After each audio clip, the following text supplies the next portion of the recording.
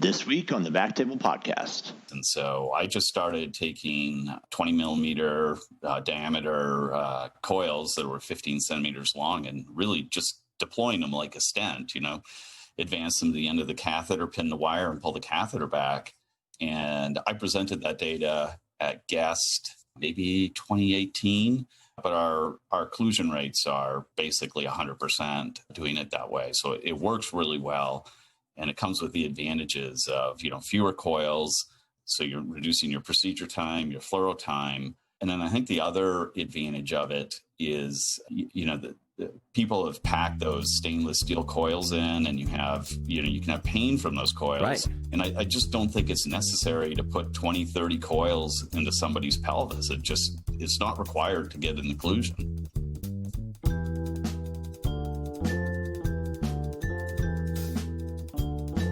Welcome to the BackTable podcast, your source for all things endovascular and otherwise minimally invasive. You can find all previous episodes of the podcast on iTunes, Spotify, or backtable.com. Subscribe to the podcast, leave us a review, or reach out to us on Twitter or email us to let us know what we can do to make this a more valuable resource for the endovascular community. Medtronic offers a comprehensive portfolio of products for the embolization of the peripheral vasculature. Learn more about the MVP microvascular plug system and Concerto detachable coil system at medtronic.com/embolization. This is Michael Barraza, your host for today's episode. We're going to be focusing on pelvic congestion syndrome. Mark, you also pointed out that a lot of these patients are just having their left ovarian vein treated and they're getting early recurrence. So, when you're going into a routine case, what is your overarching, what's your goal of therapy? What do you plan to embolize? Do you do it all at once or do you do any kind of planned stage therapies? I do try to do it all at once, although I think there are people who get good results from staging it. I tend to do it all at once. And in the last 6 months or so, I've sort of changed my algorithm for the way I do things. I used to always probably do what most people do, look at the left ovarian first, look at the right ovarian vein, and then look at both internal iliacs. And I tend to use balloon occlusion venography to look at the internal iliac, so I really make sure I'm seeing all of the pelvic venous plexuses. And what's always surprising to me, people talk about, well, if I embolize the left ovarian vein, that's sclerosant. If I'm using sclerosant, it's going to go across the pelvis and get the right side. But if you do that and then go look at the right side, almost always you'll see residual varices at the end of the right ovarian vein, despite already embolizing the left. And what I've sort of started doing recently, just because I was worried I was missing things, if you do both ovarian veins and then go look at the internal iliac veins, sometimes you don't find a whole lot there.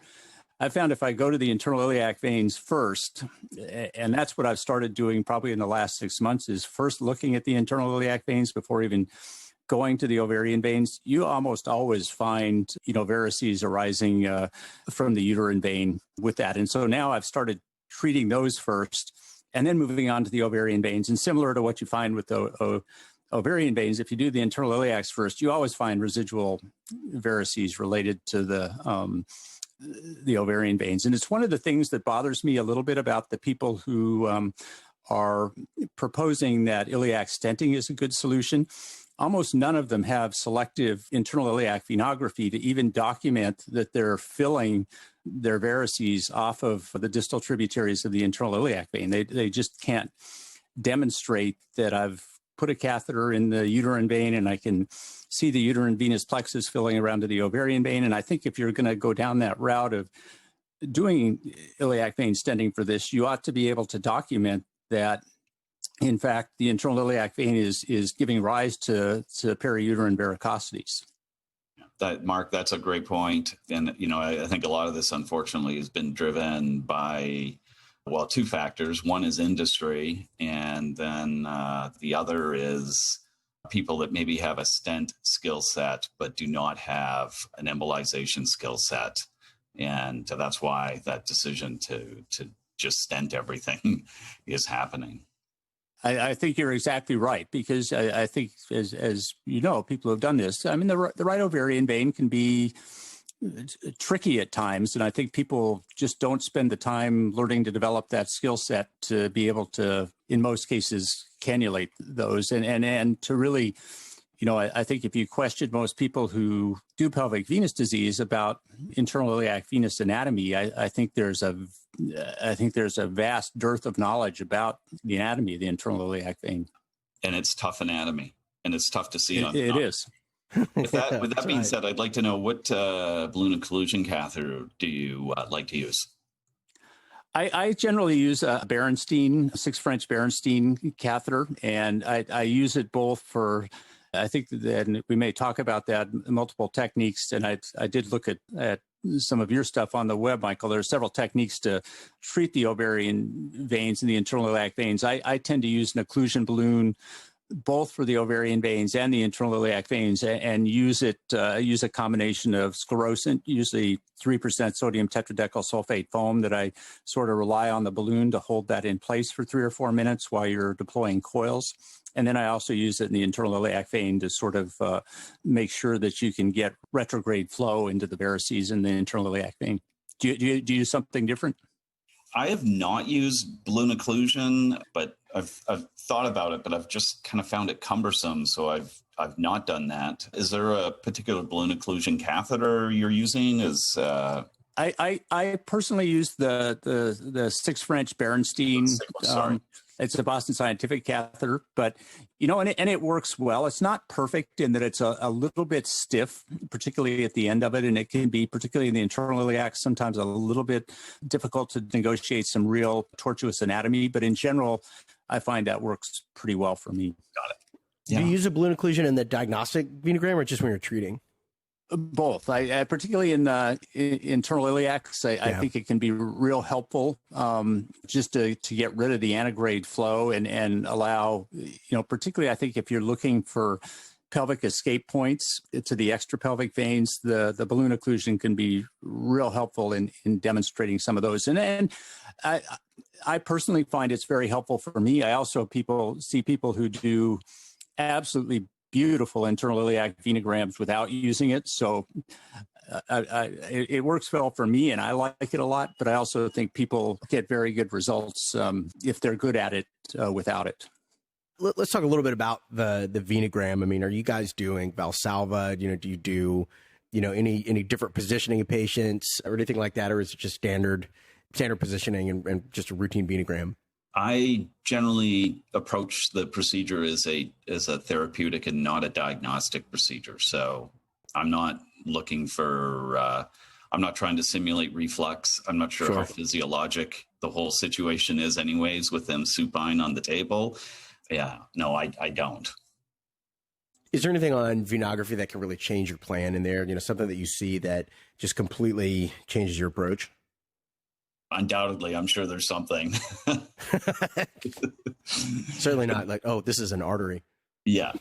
Generally, I'm coming in and I'm thinking, I try to do that with all the arterial and venous disease I do. I don't like doing diagnostic things on the table. If I can figure out ahead of time exactly what I'm going to do, I think the case is much smoother. It's better thought out. Not that you don't run into surprises, but I don't know how physiologic it is, like, sticking a catheter in an ovarian vein and doing a Valsalva maneuver. I just don't really know what that means, So like when I do a varicocele embolization, I mean, they've had an ultrasound. I know the vein's incompetent. I'm not looking for it on venography.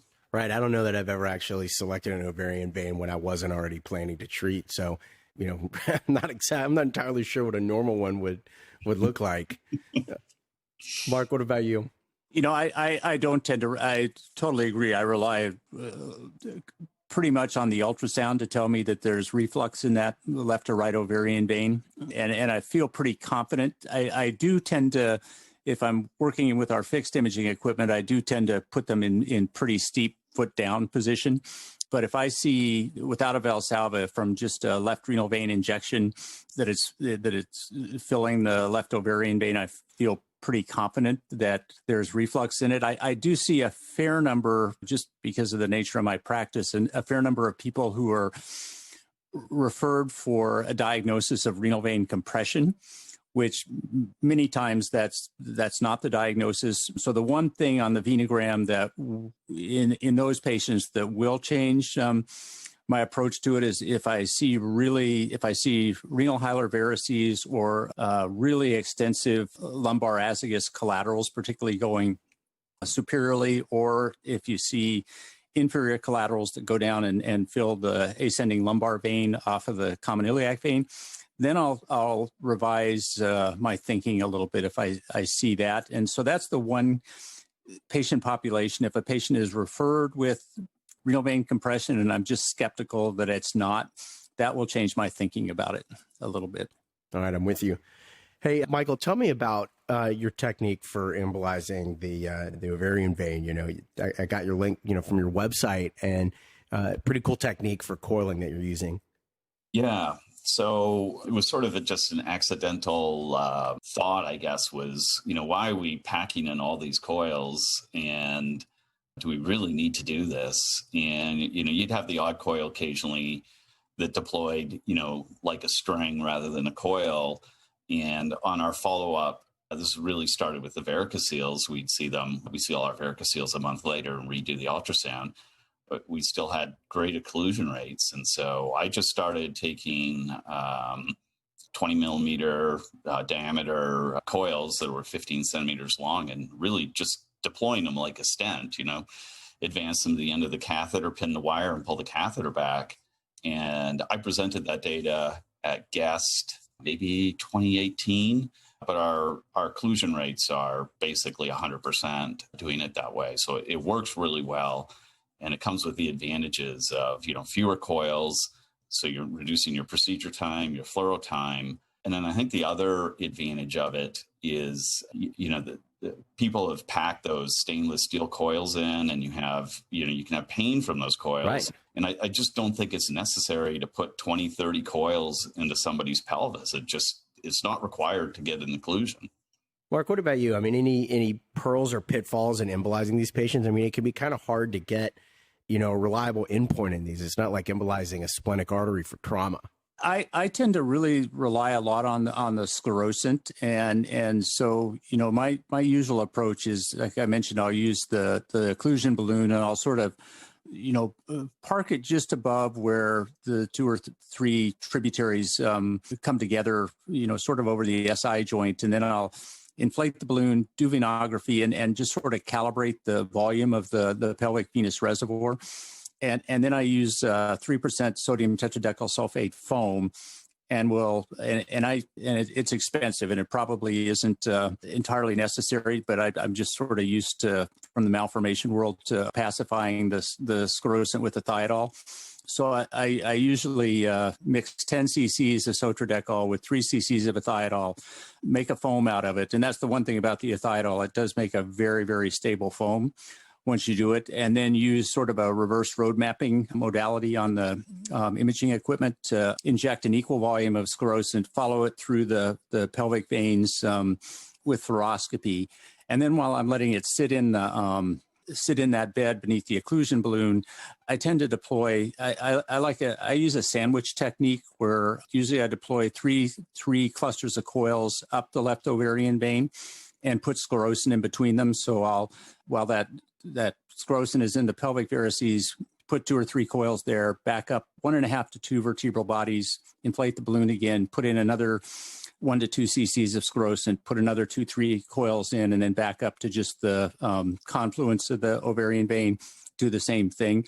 But I totally agree that I look at these ovarian veins that are just packed with 20 or 30 coils and don't see the need for it. And simultaneously, I think it's a real industry driven thing now with the long detachable coils, which clearly raise the cost a lot. And I'm not sure you need to fill the whole ovarian vein with a super long detachable coils if you either do what Michael's talking about or do, I in general get by with 8 to 9 coils in 3 clusters up the ovarian vein. Do either of you coil in the internal iliacs or just sclerosant?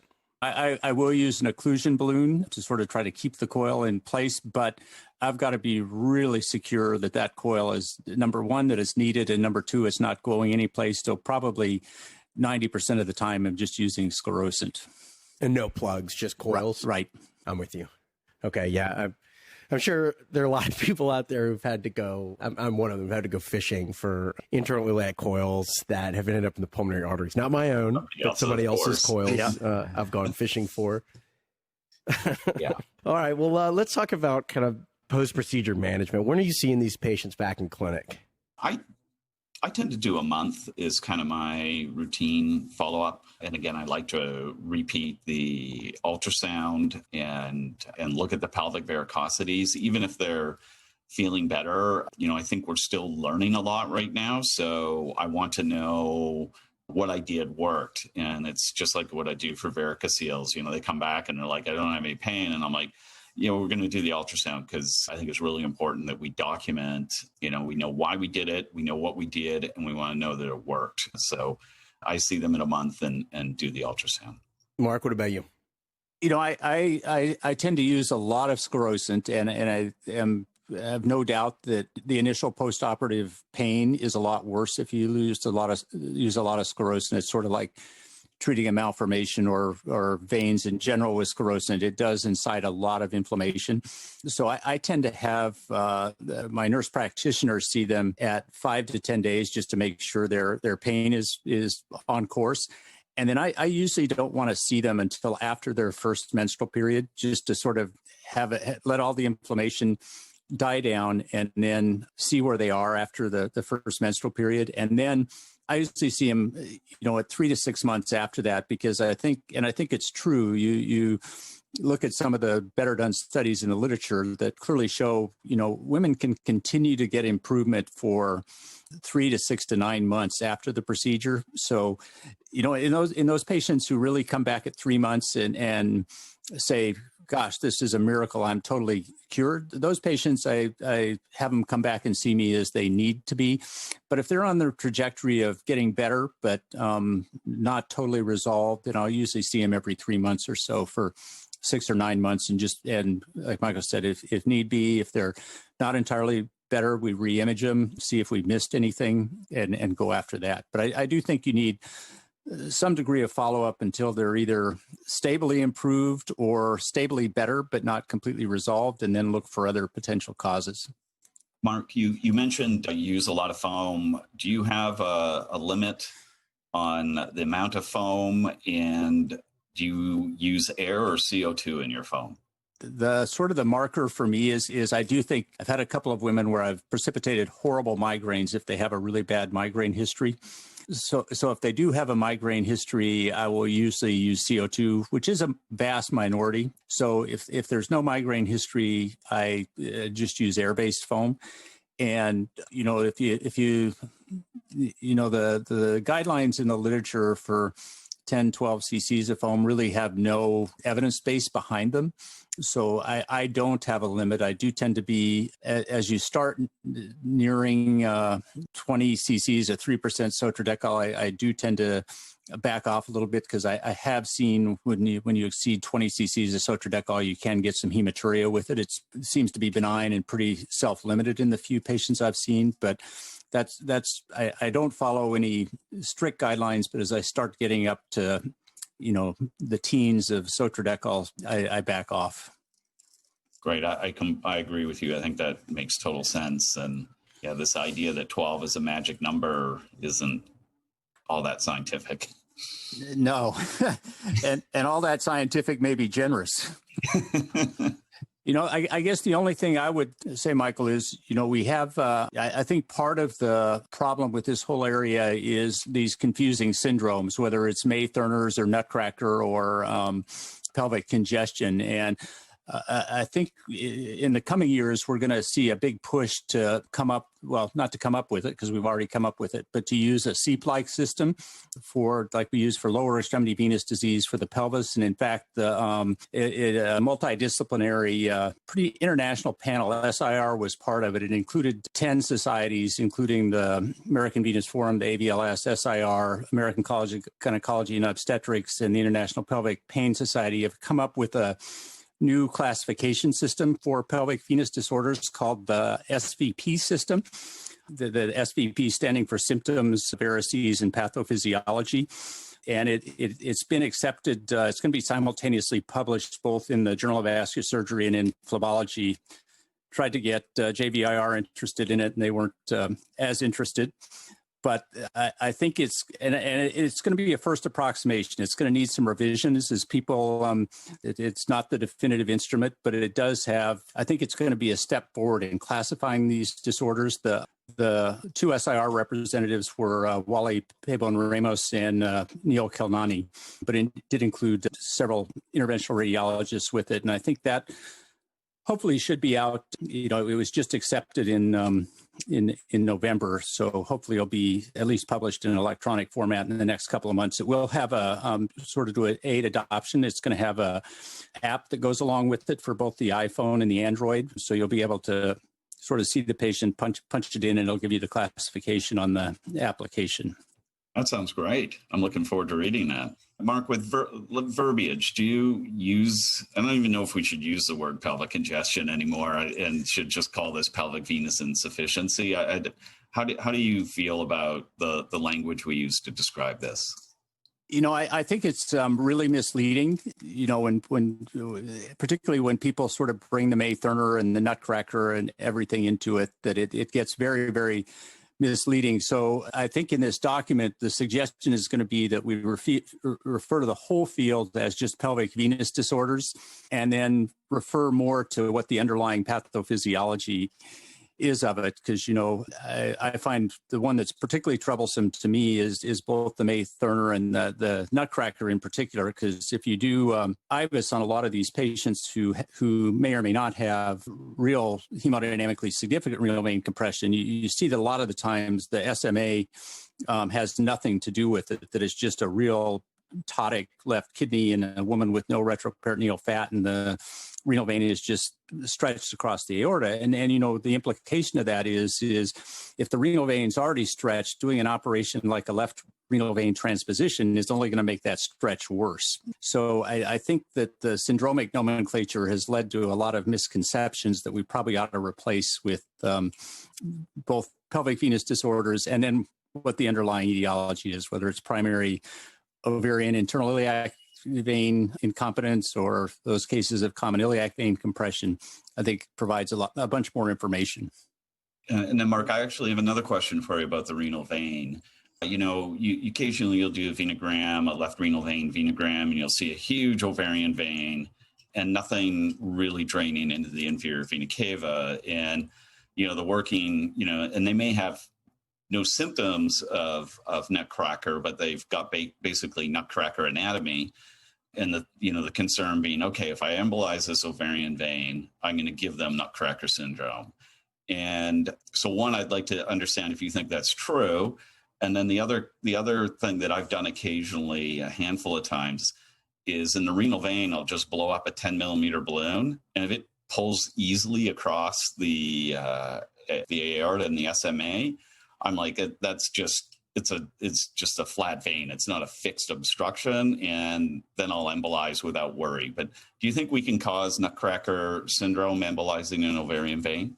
I think you can, but I think it's rare. I've seen 2 cases of it, in 15 years where people sort of, maybe 3 cases have gotten acute Nutcracker syndrome, but it is, to be honest with you, it's quite rare.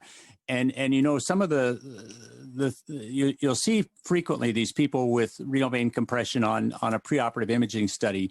And really the things I rely on is if it's a true renal vein compression that's causing dilation of the ovarian vein, I think the venographic appearance is very different in that you do a left renal vein injection and you see very rapid flow down the left ovarian vein, and you see very rapid flow through the pelvic varicosities, and then see very rapid antegrade flow through the right ovarian vein. And particularly that rapid flow, as the guys who initially described pelvic varicosities described, the contrast hanging out in the pelvic varices for 40 seconds. And I think, as when you inject it, oftentimes you see it hang out there for minutes. I think in patients who really have a primary renal vein problem, they'll clear that contrast very quickly. And then the other thing, I really do like to, if I think it's really a renal vein compression, I do like to see those ascending lumbar azygous collaterals and some hilar varices. And I think usually those venographic findings are pretty accurate. There are cases, I think your idea of blowing the balloon up is a great idea. I haven't tried that. What I have done occasionally, if I'm in doubt, which is not very often, but if I'm truly in doubt, I'll put an occlusion balloon in the left ovarian vein and have a coaxial catheter in with the other one in the renal vein. And if the renal vein pressure rises dramatically, then I'll take that as evidence that ovarian vein is important to the outflow. But even that, I don't have to do very often, just because I think most of the time the venographic appearance will tell you whether it's okay to embolize the left ovarian vein, which in most cases it is. Right. Yeah, that's interesting. I'm going to try that next time. I'll try the occlusion balloon. And do you just advance your sheath down over the occlusion balloon so it's in the left renal vein? You can. Yeah, I tend to use an 8 French sheath just so you can run the IVUS through it if you need it. But you can put the sheath in and just transduce the pressure through the sheath. Yeah, that's a great idea. Well, look, while we're on the topic, Jeffrey Chick said I needed to ask you about your treatment algorithm for Nutcracker syndrome. Mark, could you briefly walk us through that? Well, I think Nutcracker syndrome, it's the one thing that I don't like to see as a cause of either pelvic pain, or I actually feel pretty comfortable treating Nutcracker syndrome if people are presenting with flank pain and hematuria, because that's pretty reliable and you get really good results with that. I think the results with pelvic pain from a compensated Nutcracker are less good. If I do see, I have done in my career a lot of left renal vein transpositions. I'm not enamored of that operation, and that I think you're just stretching the renal vein more. And most of the time, probably, and even in the Mayo Clinic's series, which is the largest series of 30-some patients, somewhat over half of their patients who had a transposition ended up with a stent anyway. So my usual algorithm in a patient presenting who has a very large ovarian vein, like 10 or 12 millimeters, I'll do an ovarian vein transposition on them and just disconnect the ovarian vein down at the pelvis, put a catheter in the distal ovarian vein and sclerose the varices, and then transpose the proximal ovarian vein over to the IVC. And that works pretty well. The other thing, I usually will offer the patients a renal vein stent. I think renal vein stenting is fraught with potential problems. And I think in particular, both wall stents, and I haven't used the new dedicated venous stents for that, but I think they're probably too rigid. Wall stents definitely are too rigid to make that curve into the retroperitoneum in the kidney. So I think if I am going to do a stent, I will use usually a 14 millimeter arterial stent. Doesn't have as much radial force, but it's going to take that curve a lot better. And I actually think if you are very careful about it, I think the thing people really worry about is stent migration, which definitely can happen, and it's not a procedure for the faint of heart. But I think patients do get better with that. And who knows what the long-term outcome of that is. So I think it has to be approached pretty carefully. But I think the other thing is that, really for somebody who has pretty definitive, probably the definitive procedure is a renal autotransplantation. And I used to send patients to Wisconsin. There's a very good group there who did a lot of it. But recently, one of our transplant surgeons at one of our hospitals in Seattle has started doing autotransplantation. So we do refer a fair number of patients for that. Autotransplantation has sort of started to become like pelvic embolization is, in that a lot of times it isn't being covered by insurance companies, which is a problem.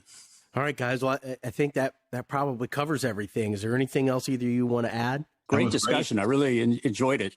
Yeah, I think I learned more than... that was good. That was fun. Thank you both. I talked about. No, I learned something as well, Michael. I think that's a great trick for sliding the balloon across there for a Nutcracker. I haven't done that.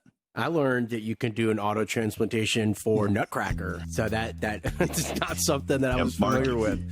Obviously learned much more, but I've been thinking about that for the last minute. Well, guys, thank you both for doing this. We really appreciate having you on here. Thank you. My pleasure. Thanks very much for inviting me.